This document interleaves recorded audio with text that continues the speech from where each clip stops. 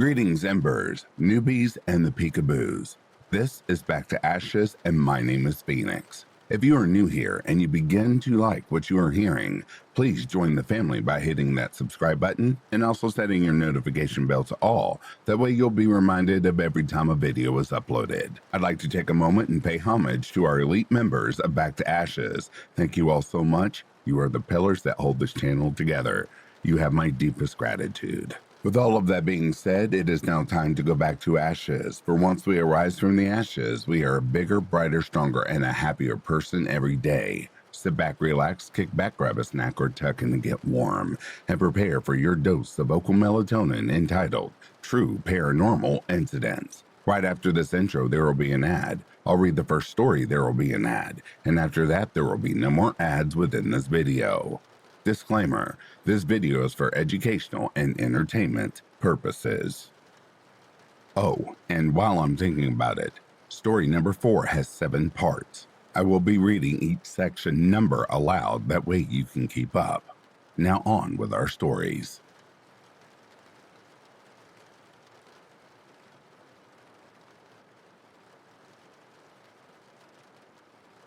I am a nanny. When I was in my early 20s, I worked a job taking care of 2 school-aged children. The laundry was in the basement, and it made me feel uneasy, but nothing major. The mom got pregnant with an oops baby a couple years into my employment with them, so they decided to finish the basement for more space. The laundry was now in its own little closed-off room, instead of wide open in the basement space. But the ceiling lights and such weren't fully finished by the time the baby came. One day, I was in the basement doing laundry, and the dryer door slammed accidentally. I immediately heard a loud shh. I figured maybe they were trying to get the baby down for a nap and thought I was being too loud. When I came up from the basement, they were 2 floors above and definitely could not hear me and had not shht me. A week or so later, I was leaving the laundry room carrying a basket full of clothes, and it felt like someone ran their hand from the top of my head down my spine, like they were petting my hair. I backed up immediately because I thought I ran into something hanging from the ceiling, but there was nothing. Around this time, I started having a problem with activity at home. I had a jar full of sea glass sitting on my bookshelf. When I came home, the jar had been smashed on the ground, as if someone had taken it off the shelf and dropped it straight down from the floor a feet away from the shelf. It has been sitting behind a picture frame, which was not moved. I also had a situation where I was laying in bed with my phone on the charger. All of a sudden, it felt like someone sat down on the bed next to me, and my phone instantly died, even though it was on the charger. I only ended up working for that family a few more weeks after that, and the activity stopped once I changed jobs.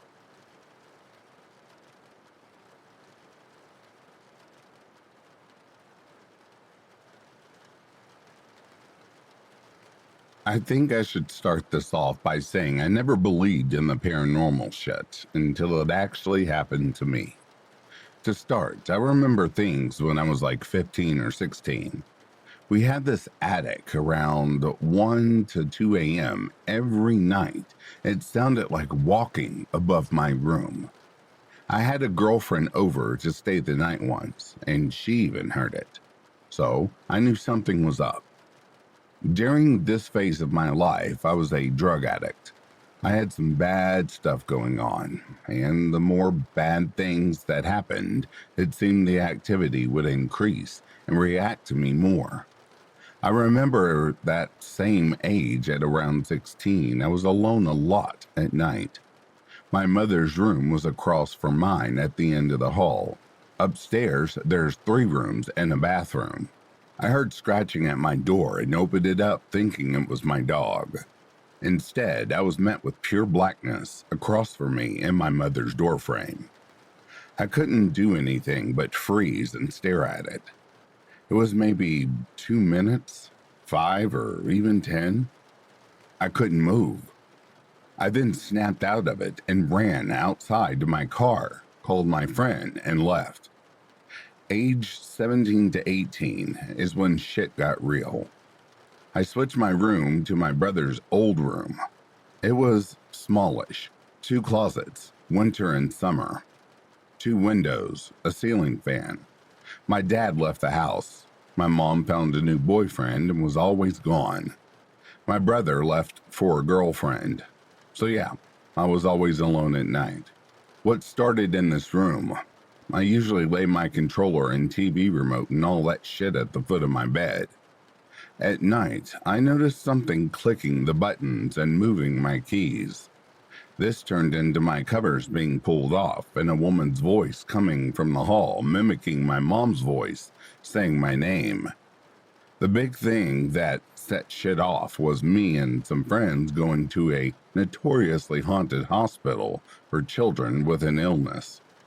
We had a horrible experience there, and when us 5 left, we all had experiences at home at night. Mine was the worst. I woke up at 3 a.m. on the dot. I had 5 to 6 posters up. My TV was on. Then, all of a sudden, my posters started simultaneously sliding down the walls to the floor, and my closet flinging open. My TV shut off, and my candle fell to the floor. I screamed, and my family rushed to see the mess. I started to sleep with rosaries after that. It kind of helped. Some random shit. My weights would roll across the floor. I had silverware swirl. Stuff would come up missing. My dog would go into fits when I was alone. He would growl and cry for me to come downstairs, and he'd shake. My lights in the house would turn on and off. One day, I was playing piano, back turned. I heard my door creak, and I felt the hand of a child grab my shoulder.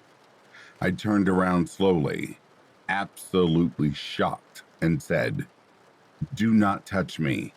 You are never to touch me." My door then closed, and I was freaking losing it. I moved out after these 2 things. One, I had a dream of a girl with pure black hair crying. I was in bed with her. She was at the windowsill I was getting up. She turned to me and had pure white eyes and said, "It'll be okay." I also had a dream of my grandfather that same week. He told me, "Winter is the shortest season, my son." He also had pure white eyes. Number 2, I saw her in my hallway. Her apparition. Black, short hair, white gown, pale as ever. My dad woke up, said he saw her, as well as pulling his sheets off him when he was trying to sleep. We both moved out. This was a few years back. Was this spirit evil? Was it harmless? Should I never go back? I think about this a lot. I'd like to know your opinions.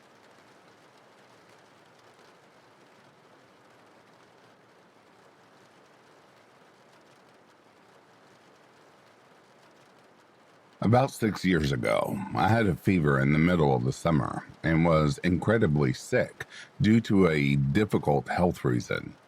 I had been sleeping during the day, but the room was entirely black with no lights coming in, and woke up to a man that was entirely black, solid, no mist or distortion or whatever. At the time, I had remembered he was wearing a hat, and I had made out a coat. We had a staring contest where he stood at the edge of my bed in the middle of the room, and I didn't move, and I simply went back to sleep eventually. At the time, I explained this as a fever-induced hallucination. A year after, my uncle had sent me a documentary about the Hat Man shadow, which followed pretty much my description, but he didn't know. I summed it up as coincidence. Something similar had happened when I was about 5, moving into a new house. I was sleeping on a mattress with my sister and was looking out the window and saw a black solid head looking back at me. At the time, I got so scared I turned my back to it. But over puberty, I go over it and actually never saw anything until the Hat Man. Now is when the story becomes weirder. I'm an adult and do not live with my family, nor the same house, for anyone that's curious. I live in the city. In October of this year, I visited my mother in a house that was not the one I grew up in. I was sleeping on the couch and had taken space cake and drank a little bit, but I had fallen asleep at around 2100 hours. I woke up in the middle of the night, conscious and unconscious, that stage between, to the same black figure staring at me on the left. I recognized the height to have been the same as the hat guy, but I didn't notice a hat since I closed my eyes back pretty quickly. Again, no distinctive features, just solid black. But I know it's a man somehow. Now, today after I woke up in my apartment, I was walking to my shower, and as I turned to go there in the hallway, I could see my bedroom door. It was open, and I could see a black figure standing in it. He was staring at me, looking into my bedroom. When I did a double take, it was gone. At work, I was preparing an order. Only 3 of us were present, and the other 2 women who were not in my zone. I work in a factory drive. I realized someone was behind me. I thought it was our boss, realizing he wouldn't clock in at dinner time. I thought a client had trespassed, so I quickly turned around and managed to see the same black figure I had seen this morning. In my direct vision, not the corner of my eye, but it was gone within milliseconds. Tonight, I had gone to study with my friend at 1 a.m. in a public study room in an apartment building. From 1 a.m. until 5 a.m., the lights in the hallway remained on the entire time, apart from one that is sensory activated when you enter the gym. I tested it the night of. We literally watched the light turn on from the sensor as if someone had left or entered the gym. Yet nobody did. It happened multiple times. I thought I had seen black legs in the corner of the door walking away. It's glass, by the way, leading to the hallway, but since it was 3 or 4 a.m. at that point, it could have just been a trick of the light. So what exactly is going on? I'd like to mention I did play the Ouija board with a family friend at my mother's house in November, but it didn't work and nothing at all happened. I've played with that board multiple times and it has never worked or affected me in any way. I've been reading about shadow people, and my only conclusion is that maybe this one specifically is just watching me, curious as to why I'm not afraid, and pranked us about the light since my friend was very vocal about it to it. Also, my friend had recorded for a long time to capture it. When she turned off her recording, I started to laugh and joke about something in our course. And as she started laughing, the sensory light turned on. When we weren't paying attention, so I assumed it doesn't like us seeing it, or whatever it's doing. I didn't think shadow people were shy, so why is it so terrified of me seeing it? I want to know what it is. I guess as much as it wants to know what I am. A quick summary of it or him or whatever. Curious about me and my surroundings. Shy. It'll disappear if it knows I've seen it. It does not seem nocturnal. The times I've encountered it while I was sleeping and awake, I didn't move, and it didn't disappear, as if it couldn't see my eyes were open. Around 180 to 200 meters tall. Male. Muscles but not bulky. Normal amount. Sometimes hat, sometimes jacket, sometimes can't see long enough. Does not appear in the corner of the rooms. It's always far enough from the wall, always standing. No negative energy, but don't take my word on this. Seems to respect human boundaries, such as doors, going through areas with doors, but doesn't actually open the door. Or I haven't seen it do so. Perfectly silent. If we assume that the legs I saw were not a trick of my perception, then that was silent as well. Of course, I'm assuming it is the same thing I saw years ago. It just felt like that. Where it disappeared to for 6 years, I have no idea, or maybe I just never saw it. Of course, there is always a rational explanation, but today, I don't have one. I'm a little weirded out, not by the idea of having something attached to me, but rather watching me from behind, working, studying, I'm guessing, etc. I don't really care about the sleeping. I also have an idea if it's causing a negative impact or not, as I've struggled with my mental health for years. I have thought about schizophrenia, but I don't see why I'd always hallucinate the exact same thing over the course of 10 years. I only ever saw two other entities, and it was a woman with a Victorian gown, etc., etc., and a man in a white t-shirt humming the Foxy song at work, which I believe are hallucinations, 100%. I don't believe this is a hallucination anymore. I just want to know what I'm sharing my bedroom with. Thank you for listening to my story.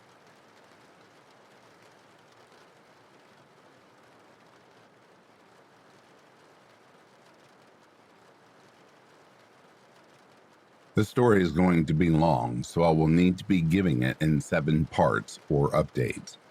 I also would like to start this story off by saying, I know it sounds crazy. I know it sounds made up. I could write a book off of the things experienced in this house. I did not believe in ghosts until I went through this experience. And even now, I struggle to find my sanity when retelling it. My family and I all questioned our sanity while going through it. But this story is 100% true, and honestly, I wish I was making it up. I am not the only person who experienced these things. In the following story and updates, I'll give you the perspectives and experience of those who experienced the same thing. Myself, 13 to 16 years old when it happened. My mother, the widow. My younger sister, 1 to 3 when it happened, Polly. My now stepfather, Mark. My stepbrother, 13 to 16 years old when it happened, Nick. A religious family member, Tina. A woman who stayed with us for a few days, Katie. My sister's grandmother, Jen. The ghost hunters, our priest. Parts and updates. Part 1, the very beginning. Part 2, the new house. Part 3, Mark's arrival. Part 4, Polly's bad behavior. Part 5, the sounds and sightings. Part 6, the attack. Part 7, we need help. And the end of the story. This story is so absurd that it's hard to know where to start. So, I will start before the haunting. Part 1, the very beginning. When I was about 12, my mom married a really great man, Ron. This was the classic tale of a blended family. I was my mom's only child, and my stepdad had 2 sons of his own, one slightly older and one slightly younger than I was. Shortly after getting married, they had my youngest sister, we will call her Polly. Ron was super fun and the ideal stepdad. Imagine a kid trapped in an adult body. The only thing I didn't like about Ron? His family and his church. His family was super dysfunctional and toxic. His kids were bad, and I hated being around them. I will get to this more later, but he did not have custody and was trying to get it. His church was very different from what I was used to. I grew up Catholic. I'm not sure what he was, but at his church, the service hours would take hours, and there would be people barefoot in the aisles, randomly shouting out, speaking in tongues throughout the whole production. Nothing wrong with that, but if you are Catholic and have ever been to this kind of church, It's a very different experience. We didn't go to this church often, but after my sister was born, he wanted to go a lot more. There was this one very sweet old lady at his church who would always come up and say hi to my mom and the new baby. We did not know her well, and she would be the first odd experience we had. One day, my mom, Ron, baby Polly, stepbrothers, and myself all went to his church. The older woman came up to us, and instead of her typical upbeat, happy demeanor, she seemed very concerned and pulled my mom aside from the group. She warned my mom that she could see and sense a very, very dark, evil, powerful energy attached to Ron's family. She said she could see it already affecting him and his boys, and warned my mom that she needed to get my sister and myself a way to keep us safe. This woman was very concerned, but my mom brushed it off, the whole situation off, as just a crazy lady talking to her. His kids kept getting worse, trying to attract pedophiles online because they thought it was funny. One tried to kill his grandfather, theft, vandalism, all sorts. So they weren't allowed to come around as often. Simultaneously, my stepdad began to get cranky, sluggish, weird. I started feeling very uncomfortable around him and disconnected. This all came to a head shortly after my sister turned 1. My stepdad hung and killed himself, and I found his body. We had no warning. In hindsight, I can see changes in his behavior, but none that would have made us think this was coming. He left a note to my mom and sister, literally deeply, sloppily scratched into the wood on top of a desk in the same room. Very rushed and not at all in the right state of mind. My mom went into a months-long state of shock, not eating, not talking, barely able to hold eye contact with anyone. We moved out of the house and in with my grandparents temporarily, and this is where things started getting weird. My mom was the first to have little experiences. She claims that she could just feel Ron's presence with her when she would rock Polly to sleep or hang out in Polly's nursery. She would think she could accidentally hear Ron behind her or catch glimpses of him in the corner of her eye. Then she started smelling his cologne, clear as day, regularly. Part 2. The New House. Eventually, my mom bought a house for us to move into. On the day of closing, she slept in the house on her own for the first night. She claims to this day that she knew everything would be okay because she felt his presence there so strongly and could smell his cologne everywhere in the house. She spent the whole first night crying but feeling reassured that she was going to give us a great life. And Ron's presence was a great comfort to her. It really all started as these very minor, some could even say positive, comforting experiences. That was until the first majorly weird experience. Months after moving in, my mom was heading home with Polly from daycare. Polly does not remember Ron and at the time did not know how he died. One day, as my mom and Polly are heading home, Polly, maybe 2 years old at this time, says to my mom that she doesn't want to go home. My mom asks why. Polly responds, "Because that's where Daddy is. Daddy is sad." My mom is silent. Polly continues, "Daddy can't breathe. His throat hurts. Daddy is choking," and starts making choking noises in the back seat. My mom loses her shit and speeds home. She immediately tells me, and I'm like, yeah, I don't know about all that. But it was hard not to believe her when hearing the panic and fear in her voice. We didn't live there long until I started experiencing things as well. The house is a historic home and had cold spots. Not, oh, the windows are old in this room, so it's colder type of spots. But I mean significant drop offs in temperature by 15 to 20 degrees in those areas. The cold spots: one, my sister's playroom on the first floor off of the living room. Number two, my bedroom closet only, which is upstairs. Number three, my sister's bedroom, also upstairs. My first experience was also minor. I'd open my closet to get changed in the morning and get hit with a burst of cold air daily. My mom and I would be hanging out in the living room, and toys in my sister's playroom would regularly go off on their own. Most often, it was the riding horse toy you would have to sit on, and it would sing the song, "I'm a happy, happy horse." Toys going off and the occasional bump in the night eventually turned into the faint sounds of footsteps in the upstairs hallway. We chalked all these things up to having an old house and it being normal to hear some creaks and bumps occasionally. We would also hear my sister talking to someone in the middle of the night in her room. She had this framed picture collage in a room from her dad, Ron's funeral service.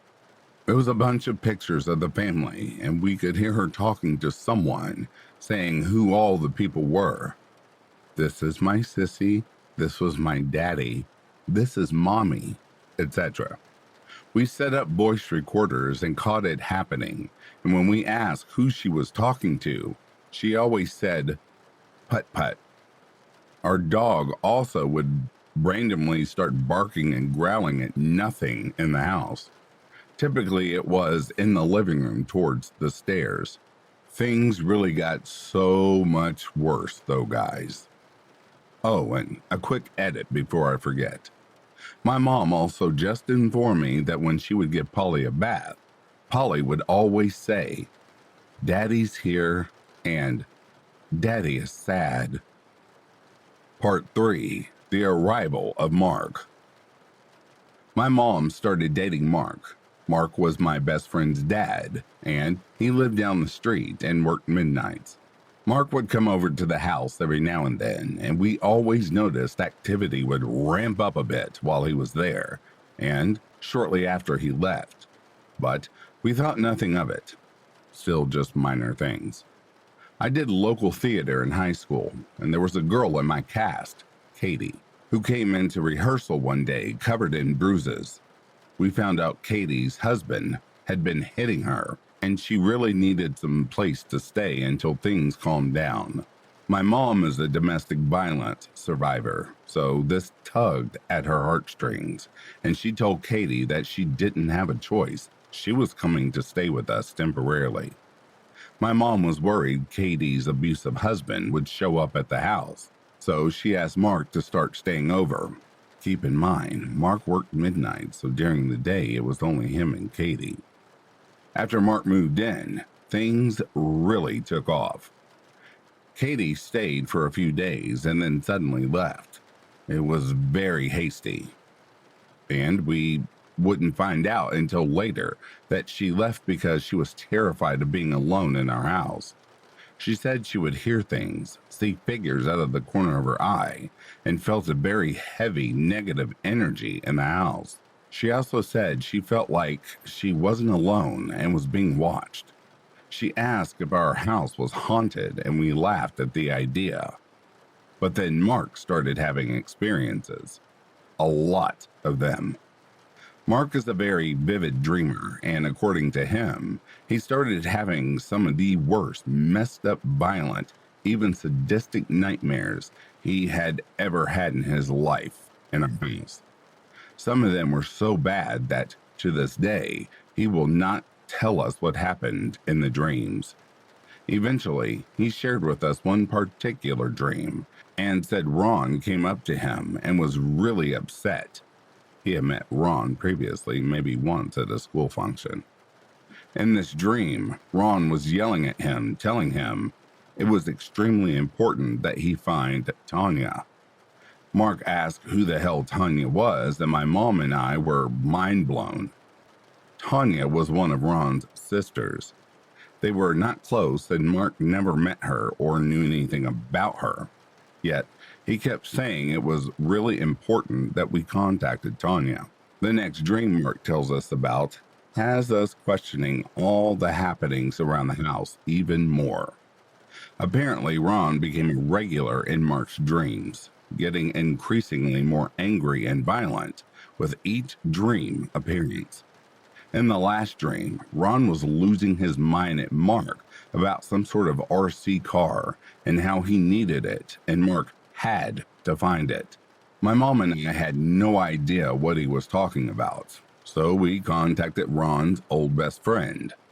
The old best friend knew exactly what we were talking about. Apparently, Ron had a little RC electric car he'd always take apart and put back together to make it faster. Eventually, it just went into a box in the basement, and my mom and I never knew about it. The car was before our time in his life. The best friend asked how we knew about it and was pretty shocked to find out it was via my mom's new boyfriend's dream. Part 4. Polly's Bad Behavior and the Missing Apple. The incidents only increased in frequency and severity. Bangs, loud footsteps, sounds of running, feeling of not being alone, cold spots, even colder, etc. Mark moved in time, and Polly's behavior took a turn for the worst. Polly quickly lost the tiny amount of emotion regulation toddlers have. She threw tantrums constantly, would hit, scream, throw, and bite over the tiniest of things. Her lying went through the roof. We figured these were things being learned at daycare. She completely stopped sleeping in her own bedroom because she hated the room. Just walking in the room with her would lead to a meltdown. She would occasionally sleep in my bed with me, but I told my mom I couldn't do it any longer because every time she slept in my room with me, I had very weird and very violent dreams. She started sleeping with my mom instead. Other than the weird dreams, bad behavior, and car incident, the first truly odd experience with Polly would be with her and the missing apple. Polly loved fruits and ate apples regularly. We had a finished basement that was rarely used because it felt weird down there, but we had some of her larger toys there. One day we gave Polly an apple for a snack, and later that night remembered we didn't get it from her to throw away.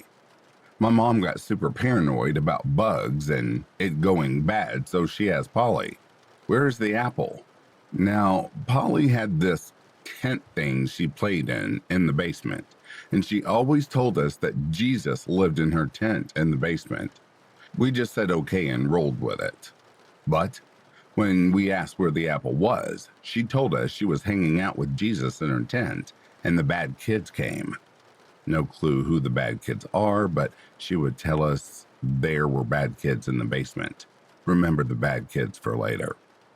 Polly was adamant that either the bad kids took her apple or that Jesus gave the bad kids the apple. We searched the house and the trash can from top to bottom 1,000 times, and I'll be damned, we never found that apple. Polly is 13 now and still says she remembers the bad kids in the basement and is still adamant they took her apple. My mom practically interrogated her about it as a child. Whenever she would be bad, she'd blame the bad kids and say they told her to do it or that she didn't do it and it was all them. Her behavior kept getting worse until she eventually would get so upset about something that she would start screaming and biting herself until she drew blood. This is not normal for a toddler. Keep in mind this new habit of violence toward herself. This story only gets crazier. A side experience my stepbrother, Nick, Mark's son, had soon after that also included the basement. He did not live with us, but he had a key. He was not fully aware of any of the things happening in the house at this time. He was coming over to hang out, but we were still out running errands. He said he would just wait for us inside. He swears on his life that when he walked inside, he clearly heard my mom's voice calling for something from the basement and heard kids. He went down to look for them and then called me to ask where we were. I said we were still out and asked why, and he was adamant he thought he heard us. Well, while down there, apparently he felt the need to take a shit, because what story would be from my brother if I didn't include him taking a shit? And didn't want to make the main bathroom smell, so he used the basement bathroom since he was already down there. He claims that right after getting off the phone with me and being mid-shit, he heard a child laugh right behind him, and he freaked out. According to him, he has never pinched one off and gotten out of that bathroom so quickly in his whole life. Basement kids, maybe? Part 5. The Crazy Sights and Sounds. Now, we had been living in this house for a yearish, and the experiences were only getting more frequent and undeniable. The footsteps, the toys, the cold spots, the sounds, the dreadful feeling. Making excuses for the things happening around us was getting to be very difficult. Polly is being bad. Nobody is getting any sleep. We were frustrated, exhausted, and drained emotionally, mentally, and physically. I think that's when whatever we were dealing with took advantage of us most. Polly started having night terrors regularly, very different from a nightmare, and also started sleepwalking.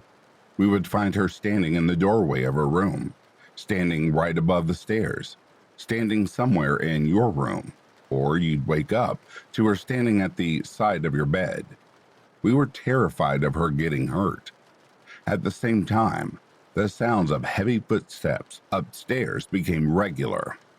I remember one night my mom had put Polly to sleep up in her bed, and Mark, my mom, and I were all sitting in the living room watching a movie. Clear as day, we heard someone absolutely booking it down the upstairs hallway. We give each other that look, and my mom says, "Oh hell no, she's not going to check." We needed to make sure Polly wasn't sleepwalking. Somehow they convinced me, the teenager, to go upstairs and check on my sister, and there she is, fast asleep on my mom's bed, certainly not sprinting through the hallway. Another memorable experience was soon after my sister's 3rd birthday party. Mark, my mom, and myself are hanging out in the living room with Polly upstairs asleep. We hear someone come barreling through the hallway and down the staircase. Stairs were on the far left of the living room against the wall. At this point, the sound of footsteps had become such a normal occurrence, it doesn't even fully weird us out anymore. But this night was different. Polly had some helium balloons from her party in the doorway of her playroom. As we were all sitting there, after hearing someone or something come down the stairs, I kid you not, we start seeing one singular helium balloon very slowly float from her playroom across the living room and up the stairs. I was astonished. None of us could believe what we just saw. My mom went to get the balloon and found it halfway up the stairs on the landing. To this day, I still get goosebumps when I remember this moment. This was my first sighting, but it wasn't the last, and it wouldn't be long until we were seeing figures. The first time I saw a figure was in the upstairs hallway. I never typically kept lights off when moving around the house. You could turn the upstairs lights on from the living room, and I hated the dark. My room was immediately at the top of the staircase, and my doorway was on the left-hand side. I was in a rush to grab something from my room, so I ran up the stairs with the lights off, and that's when I saw him. Standing directly in front of me in the hallway was a man, probably around 6'5". It was early evening, but still dark, and I remember thinking my eyes were playing tricks on me. I stared at him for a few seconds and felt the fear welling up inside of me. When I snapped out of it, I went to flip a light on. He was standing directly next to the hallway's light switch, and I was not about to move closer toward him. So I reached my arm inside my bedroom and quickly flicked the light on, and he was gone. I never saw him again. 2 other people had definite sightings in the house: Mark and my mom. They also had a weird sound experience together. Mark had 2 sightings, and his first one may be my favorite of all the sightings. Like I said before, I did local theater in high school, so sometimes I would get home very late at night. Mark, my mom, and Polly are all in the master bedroom in bed when Mark says to my mom, "Oh, I didn't know OP was already at home. She must have just got in." My mom looks at him confused as fuck and says, No? OP just left the theater. She'll be home in like 30 minutes. Mark is adamant that I must have already been home because he swears up and down he just saw me in the hallway outside the bedroom door.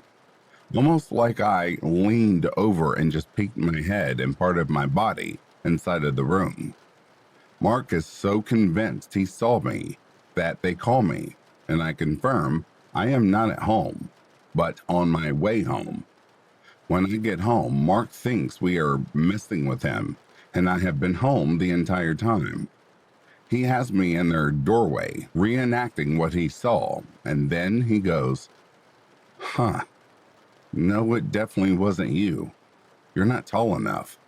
Whatever I saw took up the entire doorway." Now, I'm not sure why Mark seemed to think I was that tall, but it's consistent with my sighting of a very tall man or thing.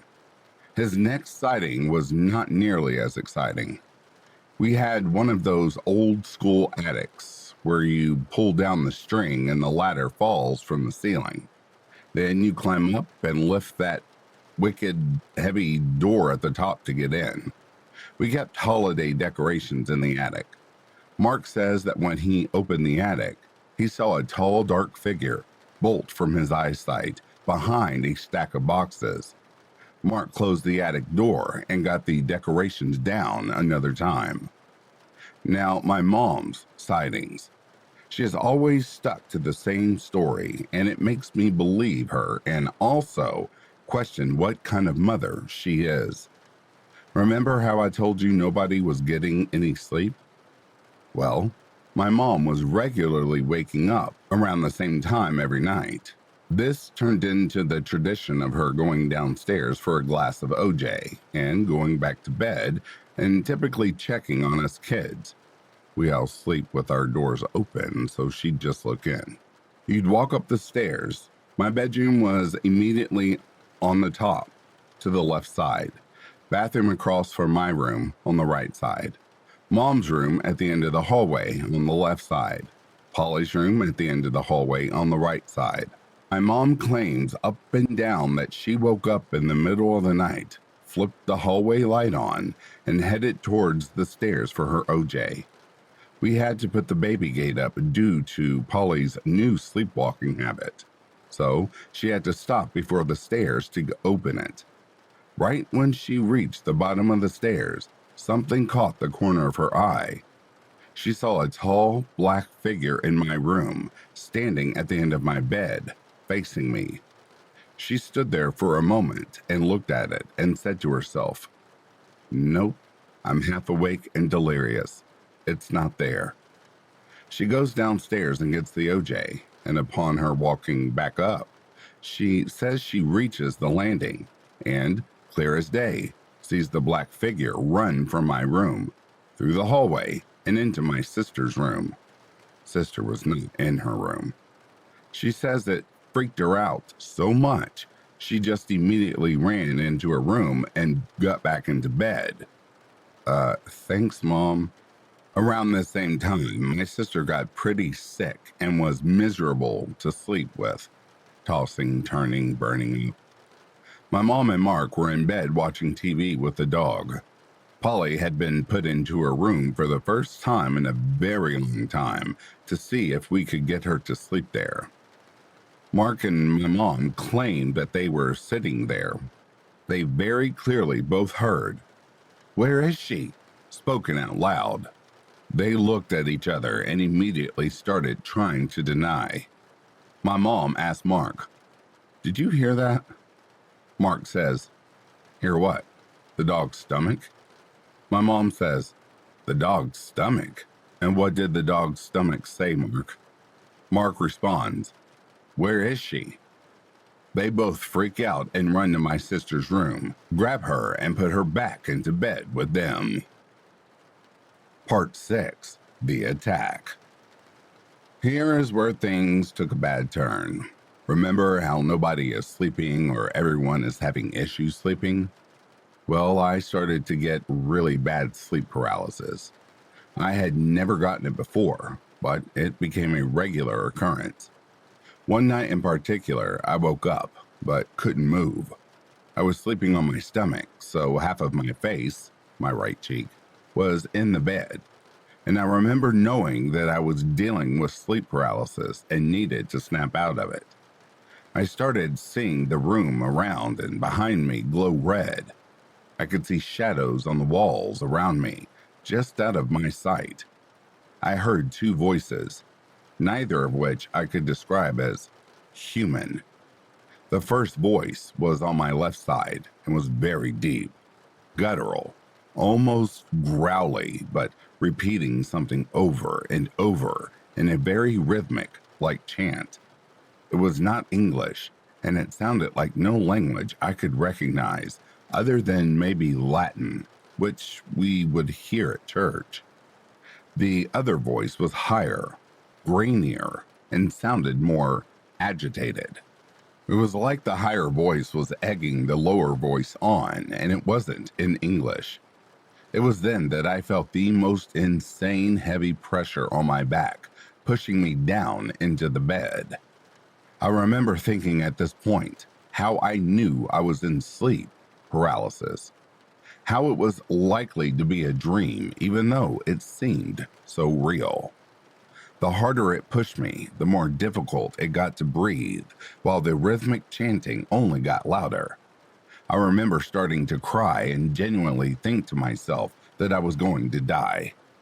If you have ever been in a situation when you genuinely thought you would die, know that if a feeling which never leaves you, it sticks with you. I tried to move. I remember straining to scream or just make some sort of noise, anything. But I was stuck and helpless. Whatever this was going to kill me, and I began begging God in my head to save me. I'm not even religious, but here I was praying. All at once, it stopped. I remember feeling my heart pounding in my chest, and unlike other bouts of sleep paralysis I'd gotten, immediately after the chanting and pressure stopped, I could move. I never had to wake up out of it. The next morning, as I got ready for school, I was terrified and broke down in tears, telling my mom what happened as we got ready for the day. As I was changing my clothes that morning, she walks by my room and stops me. I had scratches on my back. Not deep ones and no bleeding, but red scratches all down my back. People, I promise, I am not lying about any of this. That same day, my mom gets a call from my little sister's godmother, Jen. Jen is a bit freaked out and says she needed to call my mom to see if we were okay. My mom wants to know why she is asking, and Jen proceeds to tell her that the night before she woke up in the middle of the night to see a tall, dark figure standing at the end of her bed. She felt frozen and immediately felt a deep sense of dread. She started feeling overwhelming pressure on her chest, pushing her into the bed. She said for some reason, all she could think about was our family, and she yelled out for it to leave her alone, and it disappeared. She needed to call us and see what was going on. She had no idea about my own experiences that night, or about any of the other things happening in the house. This was too much of a coincidence.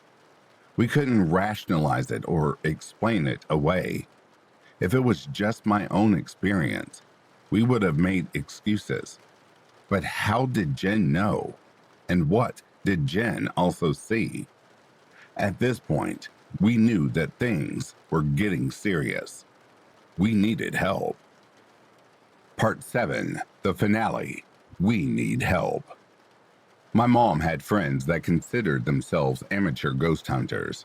When they heard about the things going on in the house, they were down my mom's throat about coming into to investigate. They set up cameras and recorders and all sorts of gear. They all had to leave for a weekend while they looked through the house. Now, I was just a young teenager, so I was not allowed to see all of the findings, but my mom and Mark were there to see them, and they showed the findings to my grandparents. My grandfather is a big military war vet, a no-nonsense kind of guy. He said that the recordings gave him chills, and he never liked coming to our house because it felt odd there. The most active room was Polly's room. At this point, Polly's room was an ice box and was pretty active. Every cross from the house was placed in her room, and we even had a rosary blessed by the Pope in there. We were not super religious people, but going through an experience like this makes you do crazy things. In Polly's room, they heard a woman's voice humming over the recording. They caught something moving the recorder around, and clear as day, heard a male say, "What is this?" while moving the recorder. They caught toys going off in the playroom and caught the doorknob on my bedroom closet jiggling. They asked to come in and do more research, but my mom said no because things ramped up a bit in the house after that, and Polly's behavior spiked. We knew we needed some other form of help. We first reached out to a woman in our family, Tina, who was very involved in her church. Tina came over for the first time and immediately stopped when she came through the door. She put a hand to her chest and said, "Oh my God, I am so sorry, but I just got the most overwhelming sense of my mom being here when I walked in."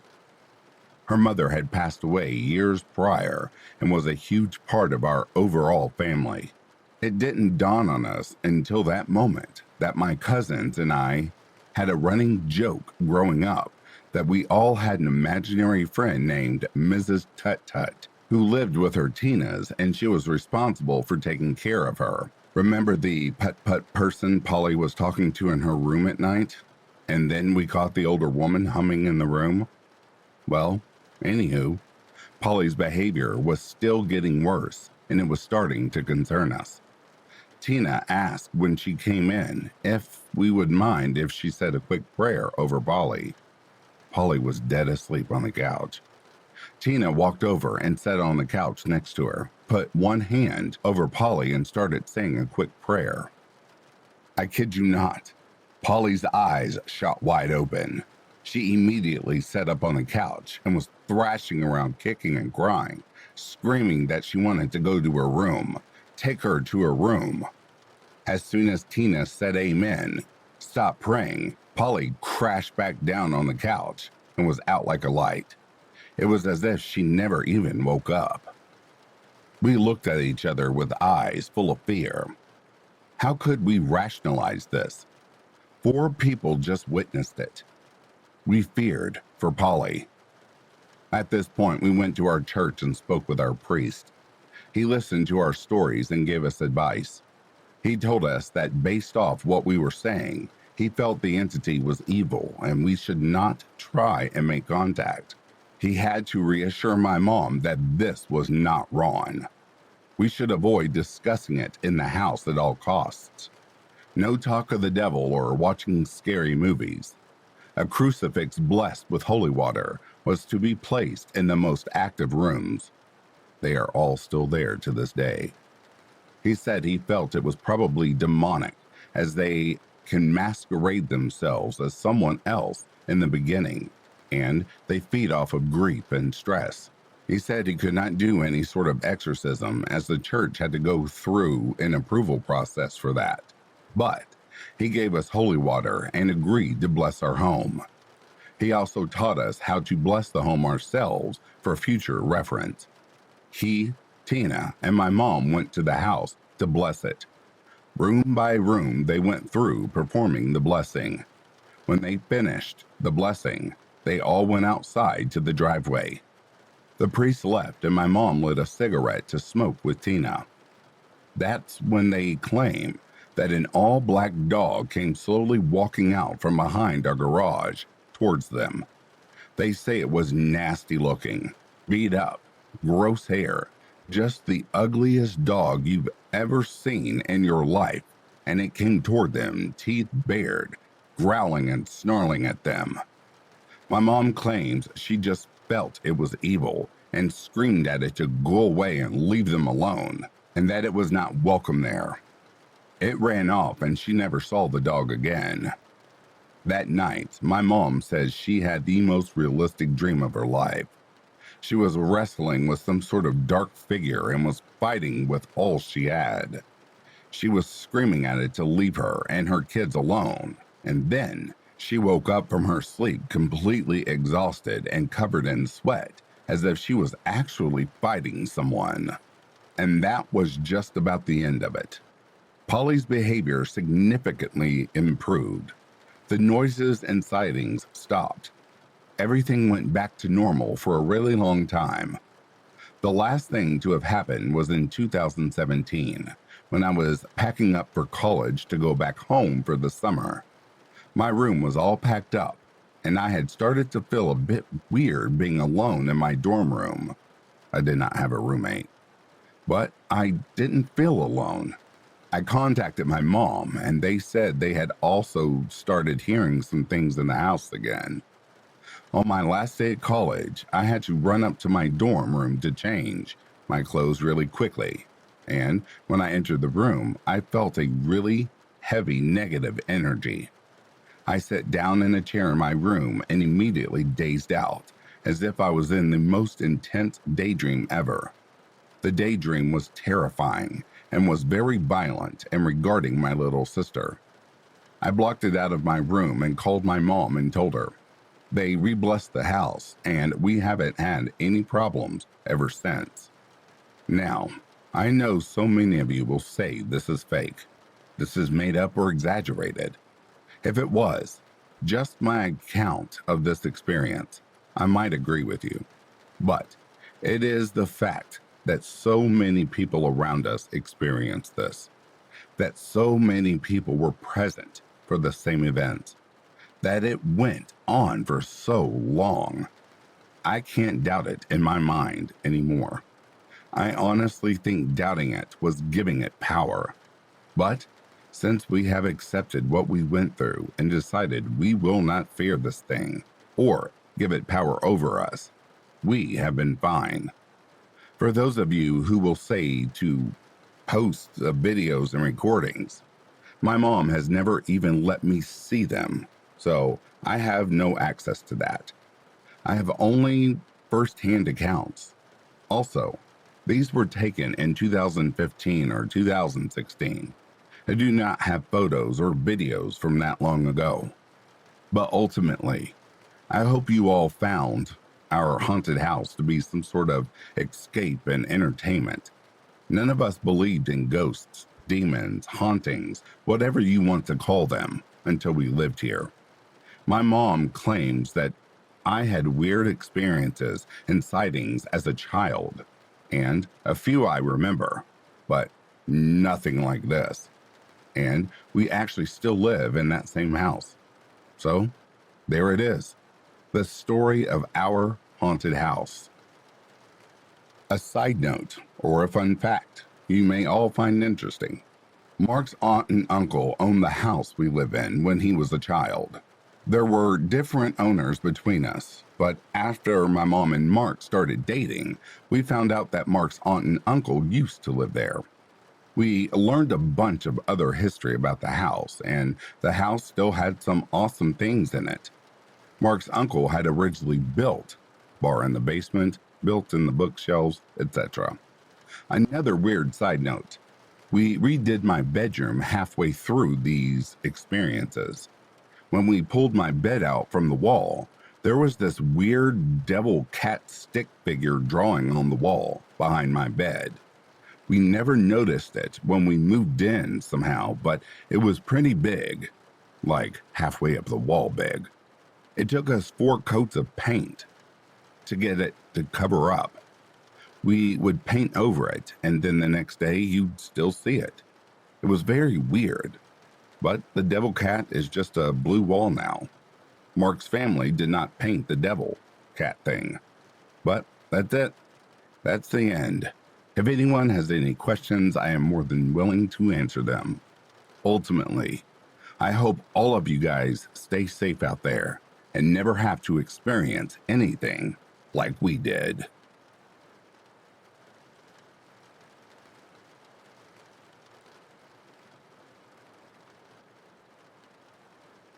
And that, dear listeners, brings a close to these true paranormal incidents. I'd like to take this moment and thank the subscribers to the channel and also to the coffee crew, and for the newbies that happen to pop in to listen and the peekaboos. Thank you all for your continued support. For without you, I would not have a voice, and Back to Ashes would not exist. Thank you all so much. If you are sleeping, I hope Slumberland is treating you comfortably. If you are awake, I hope you've enjoyed these selections. Until next time, please take care of yourselves. I'll be reading to you soon. Have yourself a good morning, a good afternoon, or a good evening. Peace, love, and light to you all.